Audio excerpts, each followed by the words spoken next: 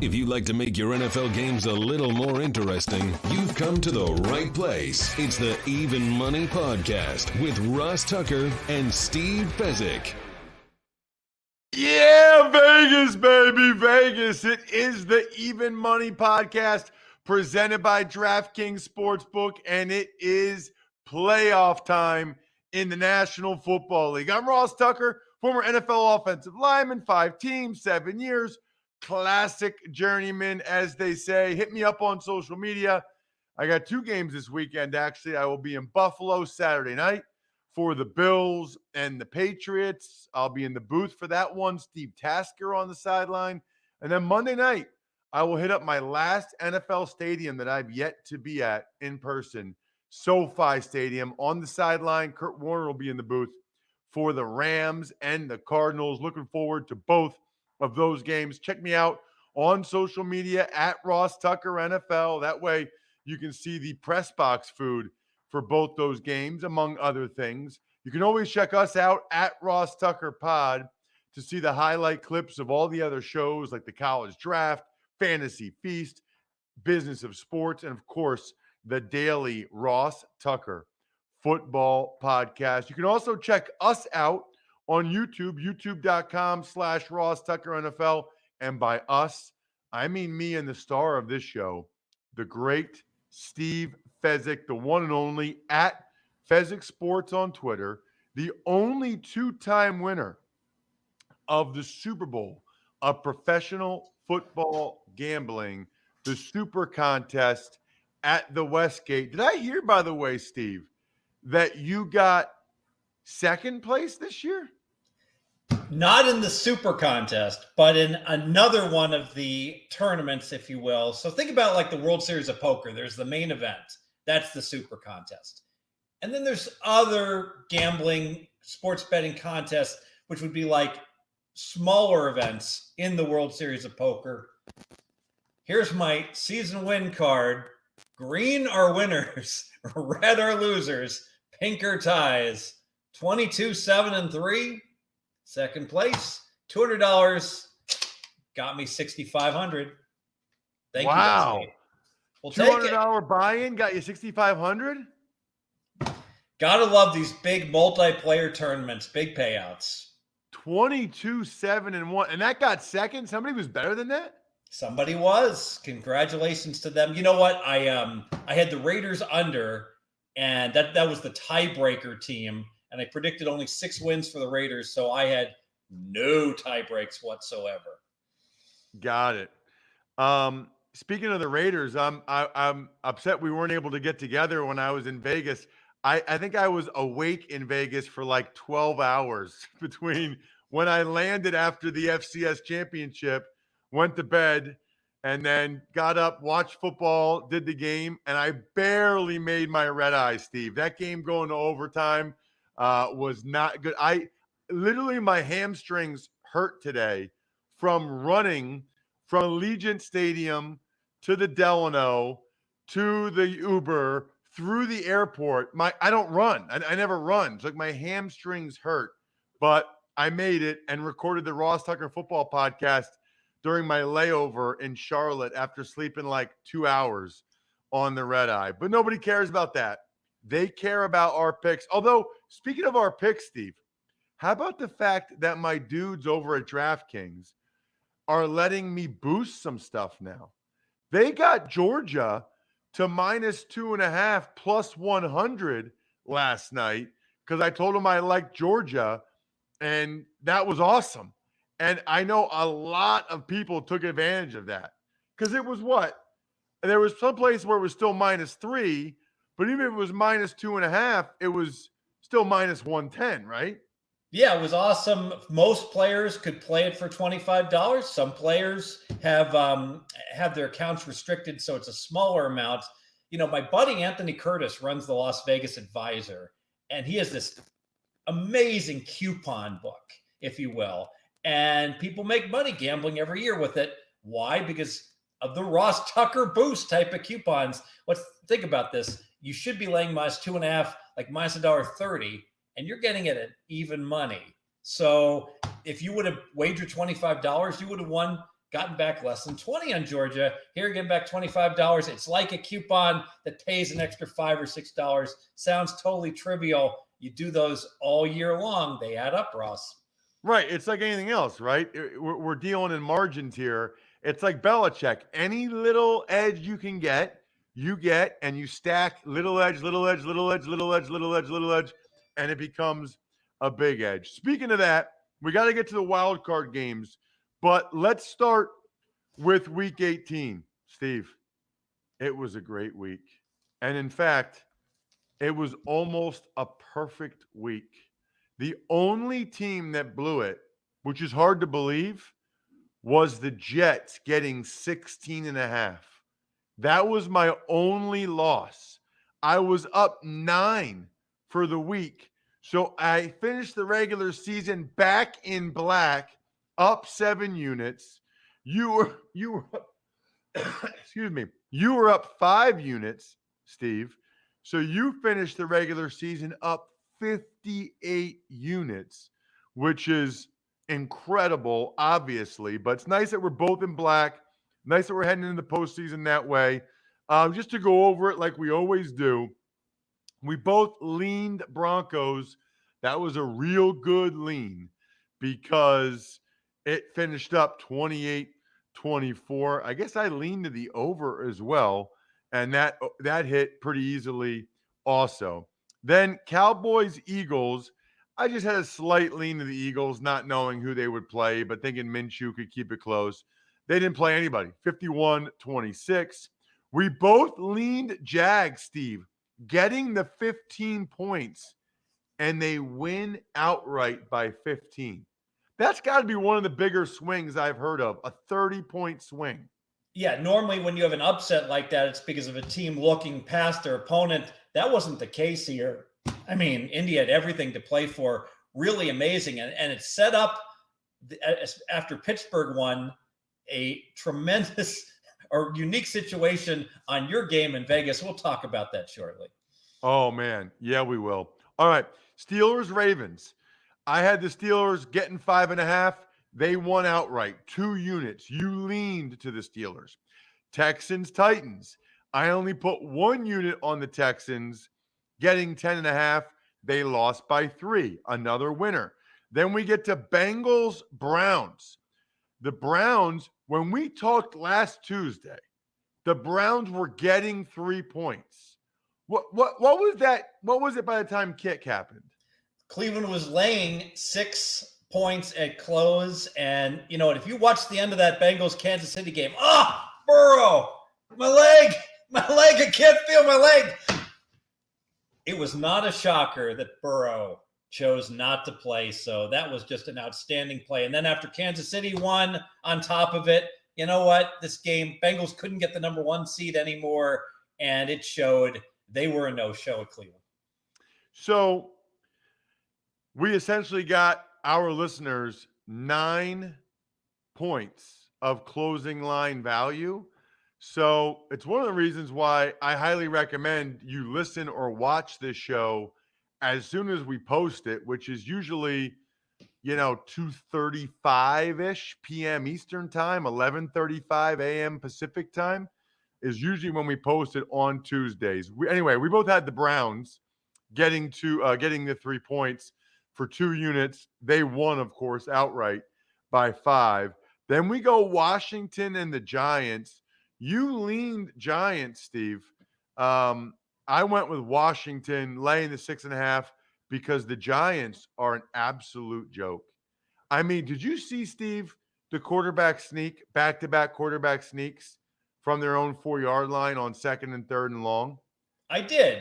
I've seen draws and I've seen screens.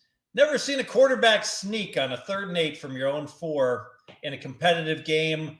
I quit, says the coach. Joe Judge, he hasn't been fired yet, Ross?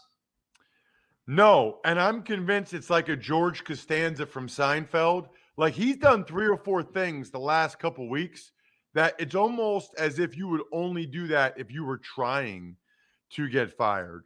Bears, Vikings. With Flores of Miami, this is the Fast Times at Ridgemont High moment. This is Brad Hamilton. He's got Coach of the Month plaque on the wall, and then he's fired.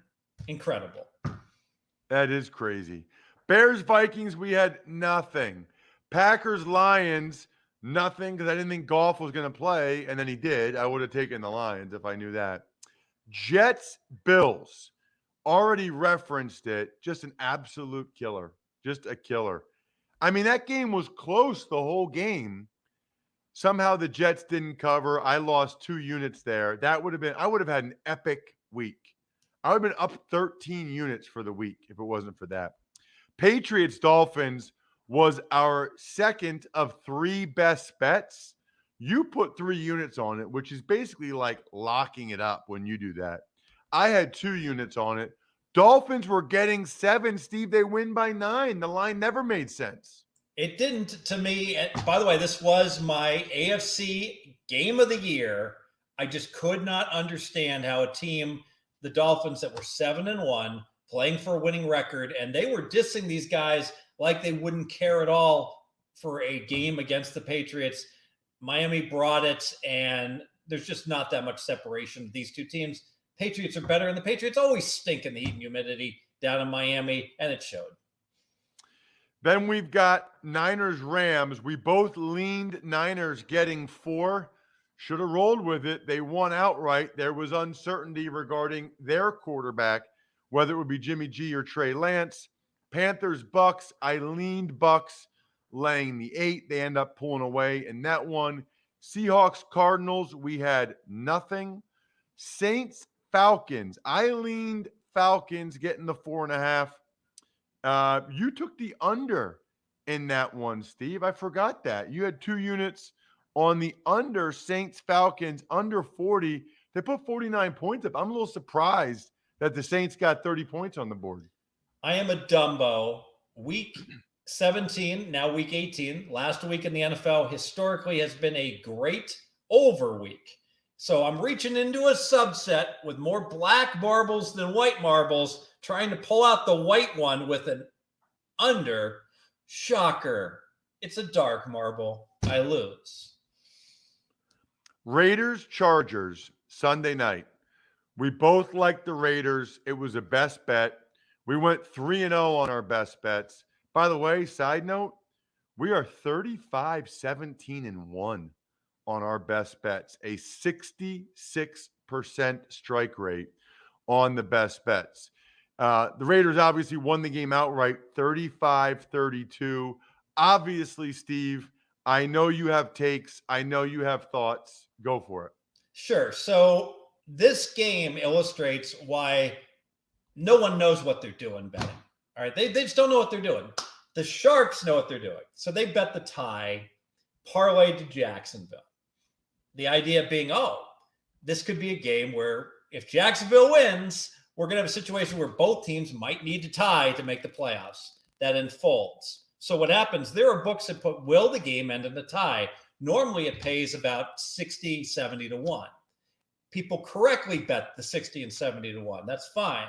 But then word gets out in social media, both teams have incentive to just tie. There's going to be a tie. It got all the way down, Ross, to 8-1. I can't emphasize what a horrendous bet that is. I get it. It probably should have ended in a tie at the very end.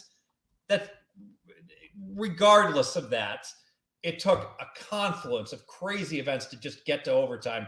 The chance of it going overtime, maybe 6%. Given it went overtime, I hear you. It has a much better chance to tie than a normal overtime game. Maybe a third of the time that game goes and ends in a tie, given it goes overtime. So that's a 2% chance this game would end in a tie. People were cutting in line, Ross, to bet a crappy 10-1. If you had tie 50-1, good. If you had tie 10-1, bad. Not enough people look at that and realize that. And that's one of the things I've learned the most from you, for sure, over the years. I've also learned that AutoZone is incredible and that your car interior is as important as your exterior. Why? Because that's where you spend most of your time, inside your car. So show your car some love with help from AutoZone. Interior repair is more than just cosmetic. You can install a set of floor mats, replace mirrors, even tackling a heating system repair. Look, there are simple upgrades like seat covers that prevent spills, tears, rips from ruining your upholstery and can help even maintain your resale value. We all spend a lot of time inside our vehicle, so make the most of it and upgrade your ride. They've got the free next day delivery, the free same day store pickup. Make AutoZone your one stop car interior shop. They got the best products from the best brands at the right price. Get in the zone. AutoZone, don't get stranded in freezing Indianapolis in January where no one would ever go there unless they were forced to for an NCAA title game, which is Dumbo. You know what's so funny, Steve? People love that you reference a town. I got in a couple emails or tweets that people love when you reference a town where you don't want to get stuck, which cracks me up. All right. Before we get to the playoffs, I need your one thought. Let me just recap last time. For the week, I was up 9, you were up 5. I'm up 7 now for the year. I'm actually in the black. You're up 58 units. But perhaps most importantly, 35, 17, and 1. We are on the best bets. They've been very good to us over the years. Here's the question, Steve. Betting on the playoffs. Same process, same thought, or the lines are so much tighter, you're a little bit more hesitant. What's your advice for betting postseason? We get new listeners or viewers at youtube.com/Ross Tucker NFL every week. The lines are so much tighter. It is extremely difficult. The one thing I would say, Ross, is that over the course of the season, it's a long season. I'm always looking on player props, typically to play unders, because you're going to get limited usage. It could be a blowout. Guys don't play in the fourth quarter. Unders are the way to go typically. I don't think that's the case in the playoffs. It's all hands on deck. And dude, if he's the primary guy, he's going to get fed. And that's the guy with the season on the line that the quarterback's going to look for. And so because of that, I would be very reluctant to fade the top running backs and the top wide receivers to go under their totals. Interesting. Okay. So the two lessons there are with the playoffs, the spread, the totals, very, very tight. And the props, you're not going to lean under like you do in the regular season. Yes. It's a good point because the props are put out there based on the numbers of the guy playing the whole game, but sometimes they don't. You're not going to see Chase go out there, get a couple catches, and then get healthy for the playoffs. Chase is going to be the primary target the entire game. You only look over on him now. All right, let's start Saturday. It is the Raiders at the Bengals in Cincinnati. The Bengals are laying 5.5. The total's 49.5. Kind of feels like an all-time bad spot for the Raiders, Steve. It is an all-time bad spot. You've got that all-in game Sunday night. How many fourth down conversions did we see that Raider defense rise up to, only to be thwarted by the tremendous Herculean play of the Chargers quarterback to keep that game alive? That D has to be gassed. Now you've got a team in the desert Southwest that plays indoors, has to go to the Ice Bowl. Cincinnati, it's going to be below freezing in Cincinnati. Terrible spot. Having said that, Ross, if there's one wild card trend that has been profitable, and I give credit to my buddy Teddy Covers that's been touting this for years or disclosing it, Teddy goes ahead and tracks how teams do that have the harder strength of schedule. And if you play a tougher schedule over the course of a year, this is just true in the wild card rounds. Whoever played the tougher schedule is battle tested and has done tremendous against the spread to the tune of 2/3 of the time they cover.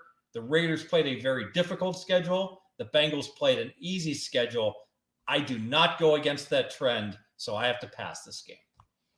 Yeah, I'm going to pass it as well. I would only lean to the Bengals laying the 5.5. I mean, the Raiders, just the emotion of winning and late Sunday night, the quick turnaround in Cincinnati. Those guys are all rested and refreshed after not playing against the Browns. That is rough. I can only lean Cincinnati, though. I don't like to lay 5.5. Let's talk Patriots Bills. I will be there, Steve, and I've already seen that they're saying it's single digits Sunday night, 30% chance of snow right now.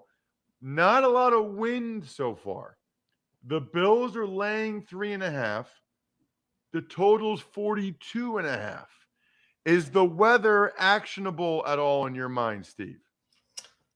Yes, I'm just not certain how it's going to play out in this game because we know that the wind went ahead and hurt the Buffalo passing game. I think the fact that it might be cold and not windy could help Buffalo considerably in that Josh Allen should have success, unlike when it was really windy and he struggled. And I'm worried about the New England quarterback and limited experience in cold weather. So because of that, I would lean Buffalo. But if it was played in a dome, I'd be on New England here. I think these teams are very comparable. And so I'm not going to bet New England plus the 3.5 because I think the weather actually favors Buffalo here. What about the total, Steve? It sure seems low to me, given the fact that they had the wind bowl where it was absolutely impossible to throw the ball previously. I would think there's going to be points, and I think the second meeting between these two teams where both of them were going for it on fourth down, back and forth, New England going 6 times and Buffalo 4 times. Buffalo doesn't punt. I could only look over. Interesting. Okay. Well, I'm going to put 1 unit on the Patriots getting the 3.5. You know, it's just weird that they're playing for the third time in 7 weeks. Patriots coming off of a really bad game. I think they'll play better. And I'm also going to put 1 unit on the under. I don't know. You and I are on different sides of that one, which means you're probably right. But I just don't envision there being a lot of points. I feel like both these defenses are playing pretty well. Certainly Buffalo's is playing better than it had been. Not as great for the Patriots against the Dolphins, but there was a pick 6 and, whatever. So 1 unit under 42.5, 1 unit the Patriots getting the 3.5 for me on Saturday night. Let's get to Sunday action. Sunday at 1. The Eagles are getting 8.5 from the Bucks. The total is 49, Steve. All right. So this is a game I love. Tampa in a teaser. I love teasing them down to 8.5 and 2.5. Unfortunately, I cannot recommend another game to tease this week. I'm going to pull back the curtain on what pros do in this circumstance. If you have enough outs, I would say 1/6 of the offshore outs allow you to play what's called an open teaser, where you put in the first play and you just leave the second play open. You can play it later, in this case, later on in the playoffs. In that case, absolutely slam in Tampa for the first leg, and we'll fill that second leg later in the playoffs. If you don't have access to a book that lets you do that, I think you've got to go ahead and just pass this game, unfortunately, because I can't find anything else to tease Tampa with. I'll lean Tampa. I like the matchups. Philly runs the ball a lot. No one runs on Tampa. And Philly, I believe they're vulnerable to the pass, and Tampa's going to have success there. So lean Tampa. Yeah, I'm going to lean to the Eagles here, but it's just a lean. I like the way they played down the stretch. I think they can have some success running it on Tampa. But, man, I think it's a big ask. Jalen Hurts, Nick Sirianni, their first playoff game against Tom Brady on the road. This is one of those where it's like, say it out loud. So just a lean, getting the 8.5 for me. I can see the Eagles keeping it close to a 1-score game and or getting the backdoor cover. What about the Niners at the Cowboys? Niners are getting 3 points. The total's 50.5. So I'm getting close. I'm leaning Niners. It's possible we get a 3.5. The Niners are undervalued. Why? All the injuries that they had over the course of the season. I know Jimmy G is banged up, but he certainly looked capable. in the season finale. And you got Debo in there. You got Kittle in there. You got weapons. You can run the ball, and you got a good defense. And I don't trust Dallas. Don't trust the Dallas coaching staff. Don't trust the Dallas skill position players, specifically Zeke Elliott is nothing to speak of in terms of a running back. Dak has had hit and miss on some of his weeks. Strong lean Niners would be a big bet if I got 3.5. I'm all over the Niners. All over the Niners. That was an impressive win by them against the Rams, I thought. I don't really like what I've seen from the Cowboys. I'm not sure I totally understand. They're playing their starters into the fourth quarter on Saturday night. Now, it was a tough game for the Niners, and certainly, those guys had to play in overtime, but I don't know, man. I'm taking the Niners. I think they have a great chance to win the game. 3.5 would be amazing. I will take the 3, 2 units, San Francisco getting the 3. That's my best bet of the weekend. What about the Steelers getting 12.5 in Kansas City on Sunday night? Total is 46, Steve. So the Steelers, they're no good. They have somehow played so far above their heads, their noses are going to bleed for weeks. Congratulations to them. Kudos to Big Ben finishing strong. They're going to get crushed. Now, I don't lay 12.5 in the NFL typically. So what am I going to do with this game? You know what? I'm going to take Kansas City first half -7, a number that ain't going to be there at kickoff because it's going to go higher because everyone's going to see what I see. Chiefs have a few things we're worried about, but the Steelers aren't even a playoff team. This is just, they're a below average team. Kansas City first half -7, 2 units. Wow. Okay. Interesting. Curious to watch that game. I could probably only just lean Pittsburgh there just for the total. I'm very impressed by the way that organization just never gives up. They never wave the white flag. It's impressive. Before we get to the Cardinals and Rams, which I will also be at, I'm looking forward to it. I want to make sure everybody knows about overcoming the odds, rewriting the playbook, delivering under pressure. The MVPs of small business lead their teams to victory all year long. Visa is proud to provide playmakers everywhere with more tools to help grow their business and help them achieve even greater success. Because the more people we can empower, the more we all win. Visa, a network working for everyone. What's working, Steve, in this Cardinals-Rams matchup on Monday night where I will be on the sideline? So I don't trust Arizona. They're a team that is scuffling into the playoffs. I want to bet against them. I can't do it. I can't. Matthew Stafford doesn't look right, is struggling. I'll still lean Rams, but I can't lay more than a field goal with a team whose quarterback I don't trust.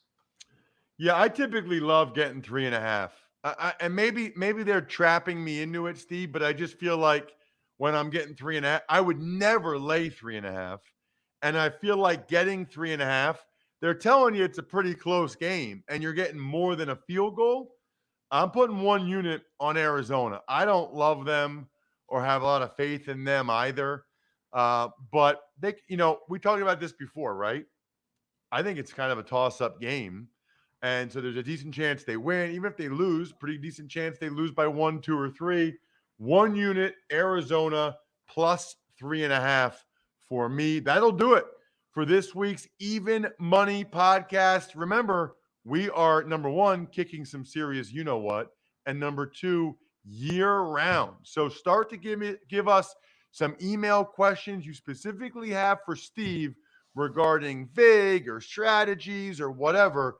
We'll start to get to them in the playoffs and the offseason. We have guests on, experts that come up with their thoughts on how to improve as a better of the pro football. It is awesome. Check him out on social media at Fezzik Sports and only at Fezzik Sports.